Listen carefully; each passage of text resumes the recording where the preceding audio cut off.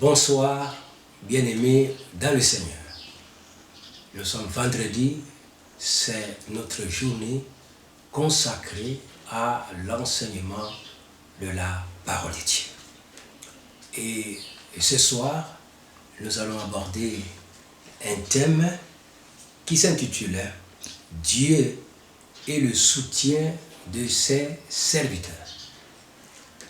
Ensemble, par la grâce de Dieu, nous allons examiner la stratégie que Dieu avait mise en place pour pouvoir prendre soin de ses serviteurs. Et nous étudierons le cas de l'Ancien Testament et enfin le Nouveau Testament. Après quoi nous allons tirer quelques conclusions. Donc nous sommes là pour parler de Dieu et de ses serviteurs. Et nous savons que les serviteurs sont donnés à l'Église. Autrement dit, ce thème deviendra Dieu, son Église et le soutien de ses serviteurs. Prions. Seigneur notre Dieu, merci encore de nous permettre d'aborder le sujet du soutien de tes serviteurs. Depuis les temps anciens, c'est-à-dire depuis l'Ancien Testament, jusqu'aujourd'hui, dans le Nouveau Testament, tu as mis en place les conditions, le travail et le soutien de tes serviteurs. Nous voulons que par le Saint-Esprit, l'Église soit informée, instruite des dispositions que tu as prises pour pouvoir s'occuper de tes serviteurs qui travaillent pour toi dans le champ de Dieu. Merci encore pour l'enseignement de ce soir. Merci pour l'avancement de ton œuvre au travers de la révélation que nous apporte. À toi toute la gloire. Au nom du Seigneur Jésus. Amen. Dieu est le soutien de ses serviteurs. J'aimerais, avant de continuer, confesser ce petit cœur qui passe dans mon cœur. C'est la journée que le Seigneur a faite, qu'elle soit pour nous un sujet de joie. C'est la journée que le Seigneur a faite, qu'elle soit pour nous un sujet de joie, C'est la journée que le Seigneur a faite, qu'elle soit pour nous un sujet de joie. C'est la journée que le Seigneur a faite. Seigneur, merci pour cette journée. Tu vas encore parler à nos cœurs afin de sanctifier nos vies par la révélation de l'Écriture sur le soutien des serviteurs de Dieu. Merci au nom du Seigneur Jésus. Dieu et le peuple d'Israël au premier point. Le second point, nous parlerons de Dieu et l'Église. Nous entrons dans la Bible et nous voyons dans Genèse au chapitre 14 et le verset 20, nous constatons que Abraham apporte sa dîme au serviteur de Dieu appelé Melchisedec, le sacrificateur. Et par là, nous examinons les 4 façons de donner à Dieu dans l'Ancien Testament. Lorsque Dieu nous a créés par Adam et Ève, Dieu a mis en place le travail par lequel l'homme devait pourvoir à tous ses besoins. L'homme est instruit sur la nécessité de travail. Et le travail procure de l'abondance à la famille humaine, à la communauté. Et le travail de Dieu était premièrement sous la responsabilité du chef de famille. Il était le sacrificateur de sa propre maison. Adam est donc le premier sacrificateur, le patriarche, qui devait instruire à sa maison la manière de servir Dieu. Et donc chaque chef de famille avait cette responsabilité. Et la population de la terre s'est accrue et elle est passée par des moments difficiles. Nous le savons, il y a eu par exemple le grand déluge. Noé et sa maisonnée furent sauvés. 8 personnes, Noé, son épouse, ses 3 enfants et ses belles-filles, avec les animaux qui étaient avec lui dans l'arche, appelée l'arche de Noé. Au sortir de l'arche de Noé, c'est toujours Noé, le premier chef de famille, qui offre des sacrifices à l'Éternel des armées, comme représentant de Dieu dans sa famille, le sacrificateur de Dieu pour sa maison. Après, n'est-ce pas, ce déluge, la population de la terre s'est encore multipliée. Dieu garde toujours le même principe de sacrifice au travers des chefs de famille. Et la population s'est multipliée. Malheureusement, elle a continué toujours à abonder dans le péché, dans la rébellion contre Dieu, jusqu'à ce qu'on arrive à la tour de Babel. Et là, l'humanité était constituée d'une seule langue, tout le monde se comprenait, parlait le même langage, mais ayant des projets contre la volonté de Dieu, Dieu se résolut de les disperser et d'empêcher à l'homme de continuer à abonder dans le mal. Les familles de la terre se sont dispersées pour constituer des nations ayant les différentes langues qui courent jusqu'au aujourd'hui. Après ce passage, après ces moments, quelques années plus tard, Dieu va visiter Abraham qui était en Ur en Chaldée et Dieu va établir une alliance avec lui pour un grand projet qu'il avait, le projet de sauver le monde au travers de la descendance d'Abraham, qui est Jésus-Christ de Nazareth, né quant à la chair. Après qu'Abraham ait accepté de marcher avec Dieu, Abraham a eu le fils de l'héritage, Isaac, Jacob, héritier, et de Jacob, la nation d'Israël s'est constituée, et de la nation d'Israël, Dieu va organiser le service de culte au milieu du peuple de Dieu. Donc nous sommes passés au chef de famille, et là Dieu va prendre une tribu au milieu des enfants de Dieu, la tribu des Lévites, pour servir pleinement dans la maison de Dieu. Et là, Dieu organise bien le peuple avec des systèmes, des offrandes et du soutien des serviteurs qui vont exercer leur ministère ou leur sacerdoce dans la maison de Dieu. Et donc,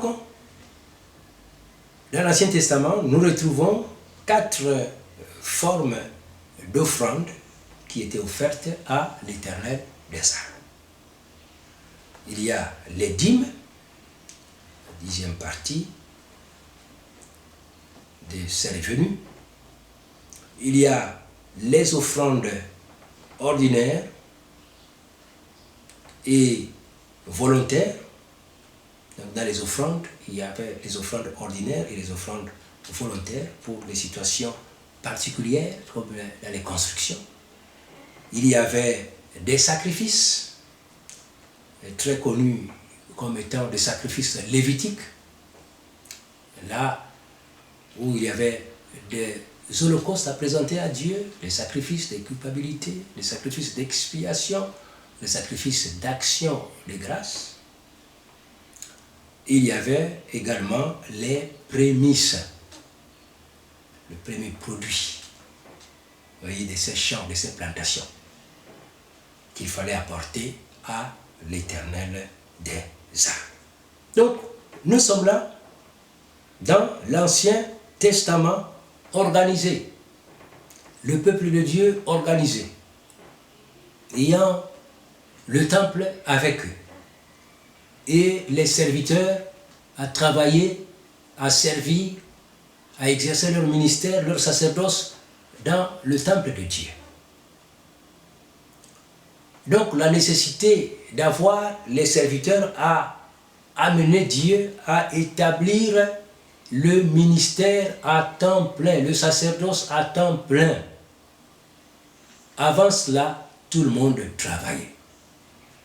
Et tout le monde était appelé à manger, comme nous le disons, à la sueur de son front. Toutes les 12 tribus d'Israël qui constituaient la nation d'Israël travaillaient. Et même les nations païennes qui ne connaissaient pas Dieu également travaillaient. Mais nous parlons ici dans le contexte du peuple de Dieu. Israël travaillait. Les 12 tribus travaillaient. Lorsque Dieu établit maintenant le temple, le sanctuaire, sa demeure au milieu des enfants de Dieu, Dieu demande un service spécial pour l'entretien de sa présence au milieu du peuple de Dieu. C'était un grand honneur, un grand privilège, chers frères et sœurs, que d'avoir la maison de Dieu parmi son peuple. Alléluia. Après que ce peuple-là soit sorti de l'Égypte, de l'esclavage de l'Égypte, alors qu'il était en route vers la terre promise, Dieu dit à Moïse, j'ai un grand projet d'habiter au milieu de mon peuple, un grand projet. Et je voudrais que vous me fassiez une tente, une maison, pour que je vienne spécialement rester avec vous. Dieu avait un grand projet. Alléluia. L'établissement de sa présence spéciale au milieu de son peuple, au moyen d'un sanctuaire, d'une tente, d'une maison, appelée aussi le tabernacle. Et donc Dieu dit à Moïse, par rapport à ce projet, demande une offrande à mon peuple qui est sorti de l'Égypte. Alléluia. Qu'il me fasse une offrande de bon cœur, afin que vous puissiez me construire une habitation particulière appelée tabernacle, pour que je vienne rester au milieu de vous. Dieu a demandé l'offrande à son peuple pour son projet en faveur de son peuple. Désormais, à partir de ce jour-là, alléluia, il y aura une maison terrestre de Dieu parmi son peuple. Une adresse terrestre, là où on pouvait aller et trouver Dieu. Alléluia. Aussi vrai que Dieu est dans les cieux, ce Dieu a aussi la capacité, par ses attributs de transcendance et d'immanence, d'être à la fois très élevé et aussi très proche de son peuple. Faites-moi une maison, mais avec votre participation, votre offrande, mais précieuse. Et voilà, Israël a donné l'offrande, au-delà même des attentes de Moïse, au point que les travailleurs ont dit, dire à Moïse, s'il vous plaît, dites au peuple que c'est déjà trop. Le peuple a donné beaucoup d'offrandes qui dépassent même les besoins de la construction. Et ainsi, le peuple a cessé de donner. Et les travailleurs ont continué à bâtir la maison de Dieu au milieu de son peuple. Une fois les travaux terminés, Moïse examina l'ouvrage. Et étant construit d'après le modèle qui lui était présenté sur la montagne, le plan d'architecture de ce tabernacle lui était communiqué sur la montagne où il avait passé 40 jours et 40 nuits auprès de Dieu. Et c'est comme ça que l'ouvrage est ainsi terminé selon les normes de Dieu, selon le plan architectural de Dieu. Le ciel s'était ouvert et la gloire de Dieu, appelée la Shekinah, descendue et remplit la maison de Dieu. Et Dieu habitait au milieu de son peuple par sa gloire. Chers frères et sœurs, quel bonheur, mais quelle responsabilité cadeau de recevoir le Dieu infiniment saint au milieu d'un peuple pécheur. C'est ainsi que, pour entretenir la présence de Dieu, Dieu va donner le moyen du culte. Comment célébrer le culte? Comment s'approcher de lui? Comment l'adorer? Et donc, il y a des sacrifices qui vont être présentés à Dieu. Mais pas par n'importe qui. Dieu va instaurer le sacerdoce lévitique. Donc, il va établir le ministère à temps plein dans la maison de Dieu. Et il prend une tribu parmi les 12 et il la consacre au service de Dieu dans le temple, dans la maison de Dieu, pour représenter le peuple de Dieu devant lui et offrir des sacrifices en faveur du peuple devant l'Éternel des armées. Le Dieu du peuple, le Dieu qui habite au milieu de son peuple, le Dieu de la maison de Dieu, El Béthel, le Dieu de la maison de Dieu. La sacrificature lévitique et selon l'ordre aronique est établie. Aaron, le premier souverain sacrificateur établi, avec ses enfants comme les sacrificateurs. Et les Lévites, leurs frères, à leur côté, pour les différents services dans les sanctuaires de Dieu. Comment allaient-ils vivre? Parce que désormais, ils vont cesser de travailler dans les activités génératrices des revenus. Donc, ils sont pris à temps plein. Dieu dit à Moïse, Moïse, j'ordonne que mon peuple m'apporte les dîmes, les offrandes, les sacrifices et les prémices. Ces différentes offrandes vont renflouer la maison du trésor. Et donc, dans toutes ces différentes offrandes, on prendra toutes les dîmes qui me sont offertes en élévation et on les donnera aux Lévites pour servir de leur alimentation, de leur nutrition, de leur entretien. Et les Lévites, à leur tour, prendront la dîme de la dîme pour les remettre aux sacrificateurs. Et donc, le ministère à temps plein est établi et les conditions d'entretien des serviteurs à temps plein également sont établies. Et ils vont vivre les dîmes et les offrandes que l'on apporte à l'Éternel. Qui établit les dîmes et les offrandes, qui ordonne au peuple d'apporter, c'est Dieu.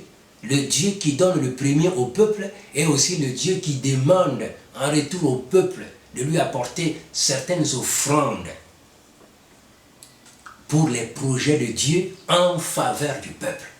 N'oublions pas, cela, chers frères et sœurs, les demandes de Dieu dans ses projets sont toujours pour le bénéfice de son peuple. Alléluia. Là, c'était l'entretien de la sainte présence de Dieu au milieu de son peuple. Israël était la nation la plus heureuse de toute la terre, choisie par Dieu pour être le représentant de Dieu au milieu d'un peuple, d'un monde idolâtre, pour présenter la parole de Dieu au monde idolâtre qui vivait autour d'Israël. Les sacrificateurs, les Lévites, de génération en génération, devaient vivre des dîmes et les offrandes, les sacrifices qui étaient apportés dans la maison de Dieu. Une partie servait à leur entretien, une autre partie servait à l'entretien du temple de Dieu. Et lorsque le peuple d'Israël s'est retrouvé infidèle face à ses responsabilités, nous pouvons le lire dans Malachie au chapitre 3, à partir du verset 7 jusqu'au verset 12. Le peuple était devenu infidèle par rapport à ses responsabilités d'entretien des serviteurs de Dieu. Dieu décria le comportement infidèle de son peuple. Il dit, vous me trompez, la nation tout entière, dans les dîmes et les offrandes. Et la nation avait bloqué tout simplement le flot de ses bénédictions sur elle.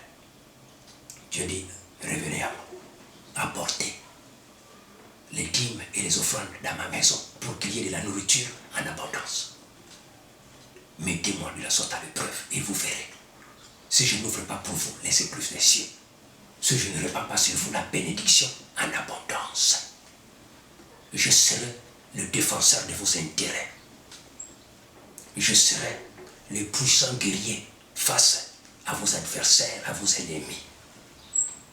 Je serai votre parapluie, votre protecteur. Prenez soin de moi, Dieu, au travers de mes serviteurs. Prenez soin de ma maison. Autrement dit, entretenez-moi, entretenez ma présence au milieu de vous. Elle est salutaire. Chers frères et sœurs,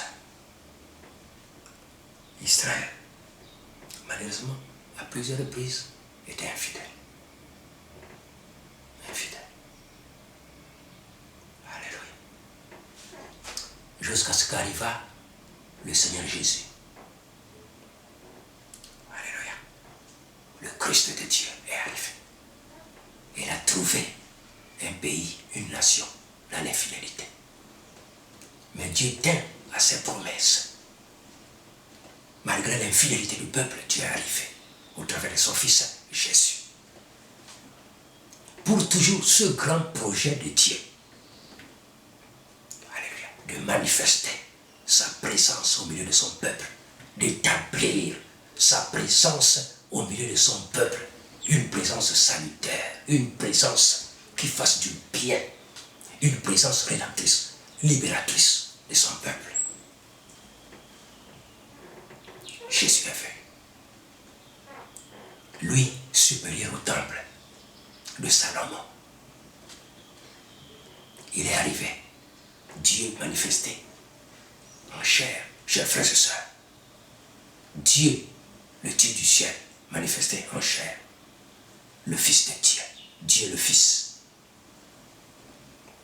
qui se manifeste aux hommes pour être avec eux au milieu de son peuple. Il faut entretenir la présence de Dieu, chers frères et sœurs. Alléluia. Il faut entretenir la sainte présence de Dieu au milieu de son peuple. Alléluia. Jésus est venu, serviteur de Dieu, à temps plein au milieu de son peuple. Avant le ministère, alléluia, il a travaillé aux côtés de son père nourricier Joseph comme un charpentier. Il a aidé le père nourricier. Mais lorsque le temps de Dieu sont accomplis pour qu'il entre au ministère, il laissa le travail de charpentier, de menuisier, aux côtés de son père nourricier. Il entra pleinement dans le service de Dieu, à temps plein. Alléluia. Comme les évangiles nous le disent, il fut baptisé par Jean-Baptiste, rempli du Saint-Esprit dans le Jourdain, au sortir des eaux, étant en prière. Il commença à prêcher. Il alla passer 40 jours dans le désert, de prière.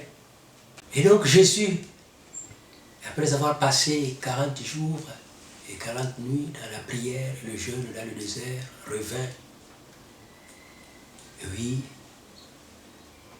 pour se présenter au peuple de Dieu, à Nazareth, dans la synagogue. Il dit, Dieu m'a envoyé pour vous. Dieu m'a envoyé pour vous, peuple de Dieu. Alléluia. Il m'a envoyé pour vous. Je suis votre serviteur, le serviteur de l'Éternel. Il m'a oint du Saint-Esprit pour vous servir la présence et la gloire de Dieu, la vie de Dieu.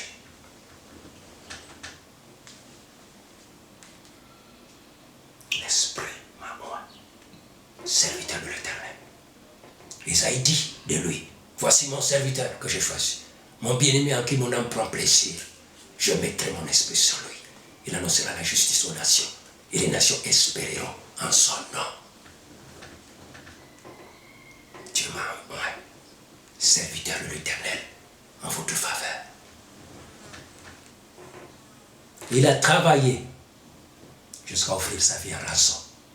Mais pendant qu'il travaillait pour Dieu, comment est-ce qu'il devait vivre? Comment il devait faire son entretien? Il vivait les offrandes, les libéralités du peuple de Dieu. La Bible dit qu'il y avait même beaucoup de femmes sauvées, comme les maris de Magdala, les Suzanne, les Marthe et beaucoup d'autres femmes sauvées qui les accompagnaient dans leur voyage missionnaire et qui pourvoyaient à leurs besoins.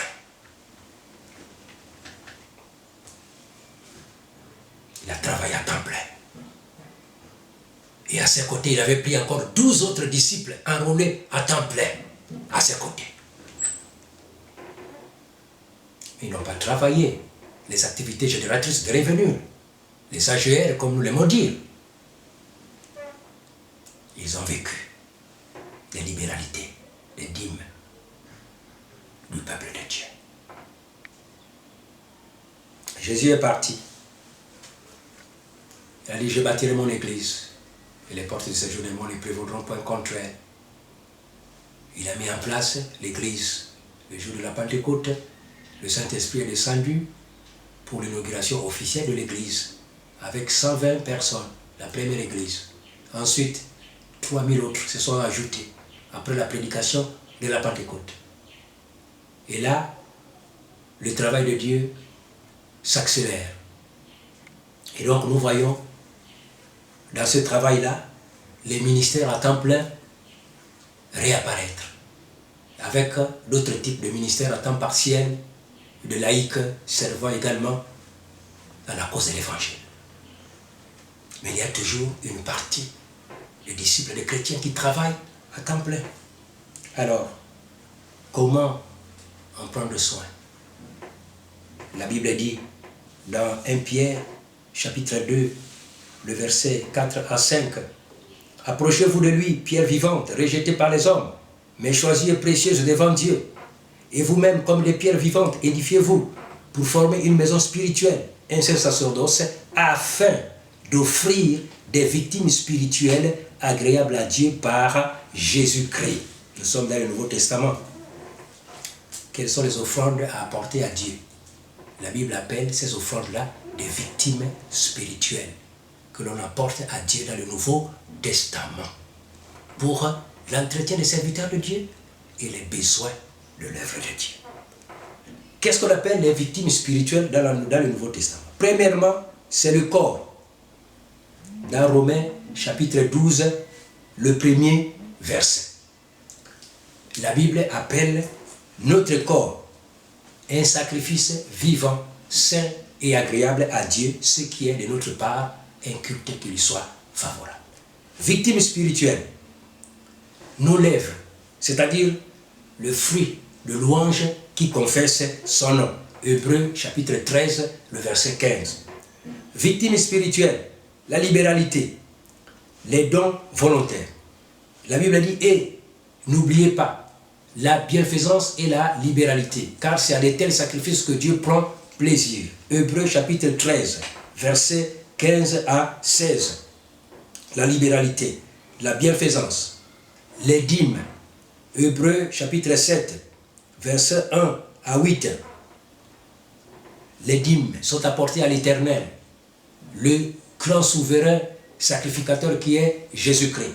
À l'instar d'Abraham qui avait donné la dîme à Melchisédek, qui n'était pas de l'ordre aronique, mais qui est un type de celui qui vit au siècle des siècles, qui n'était pas de la tribu de Lévite. Alléluia. Nous, dans le Nouveau Testament, nous apportons nos dîmes, à l'instar de notre Père Abraham, au souverain sacrificateur du peuple de Dieu, qui est Jésus-Christ, qui a un ministère, qui n'est pas transmissible et qui est éternel. Ressuscité, il vit au siècle des siècles comme souverain sacrificateur de son peuple. Victime spirituelle que l'on apporte à Dieu pour l'entretien de ses serviteurs. Le soutien donc des serviteurs de Dieu. Dans 1 Corinthiens chapitre 9, versets 13 à 14, le Seigneur dit qu'il a ordonné à ceux qui prêchent l'évangile de vivre de l'évangile. Il a ordonné. C'est un ordre qu'il a donné à l'Église, son peuple, que ses serviteurs devaient être entretenus au travers du ministère de la parole qu'ils apportent à son troupeau. Dans 1 Timothée chapitre 5, versets 17 à 18, la Bible dit que les anciens qui travaillent bien, et surtout ceux qui travaillent dans la prédication et l'enseignement de la parole, soient bien honorés, bien récompensés, bien rémunérés. Et ici, les anciens dont il est question ici dans le contexte de la Bible, ici, c'était donc ceux qui travaillaient, ce que nous appelons aujourd'hui les pasteurs ou les bergers des églises locales. Dit qu'ils soient traités dignement, honorés, bien récompensés, bien rémunérés. 1 Timothée chapitre 5, versets 17 à 18. Philippiens chapitre 4, versets 10 à 20. Ici, Paul rend témoignage du soutien de l'église de Philippe à son ministère.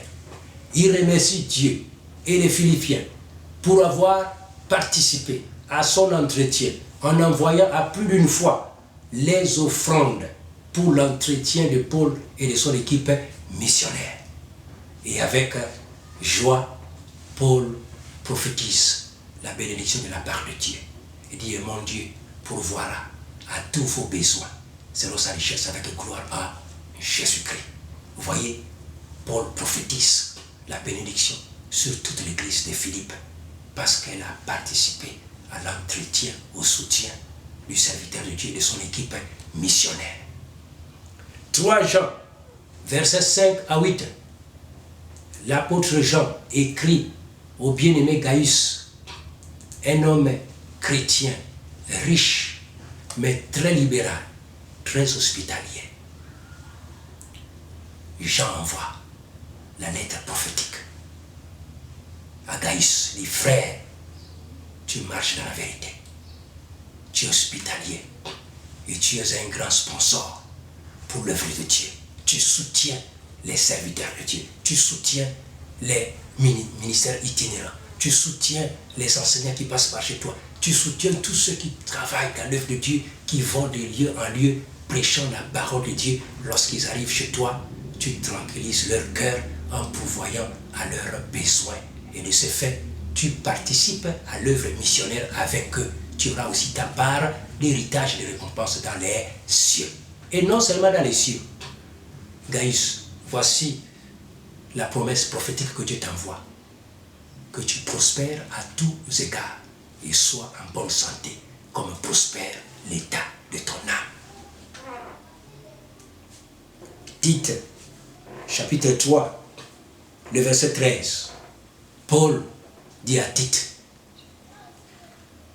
à l'église de Crète, il dit, Tite, je t'ai laissé à Crète, dans cette église-là, pour l'organiser et établir des bergers. Enseigne-leur beaucoup de choses, et à savoir la libéralité, le soutien aux serviteurs de Dieu. Il dit, il y a Zénas, le docteur de la loi, qui passe par là. N'oubliez pas de pourvoir à ses besoins. Il est dans l'œuvre de Dieu, dans l'enseignement de la parole de Dieu. Zénas, Tite et l'église de Crète. Pourvoyez aux besoins du serviteur de Dieu. Soutenez le serviteur de Dieu. Gloire à Dieu. Afin que les nôtres ne soient pas sans produire les fruits dignes de la repentance. Le contrat entre Dieu et son peuple. Soutenir l'homme de Dieu n'est pas une œuvre facultative. C'est un contrat entre le Seigneur Jésus et son peuple. Il donne à son peuple ses serviteurs. Et en retour, ces serviteurs doivent en prendre soin. Pour le bien-être du peuple de Dieu, chaque serviteur est donné au peuple pour le bien-être du peuple, pour le bénir et l'instruire les voies de Dieu. Matthieu 10, 10 dit, l'ouvrier mérite son salaire, sa nourriture.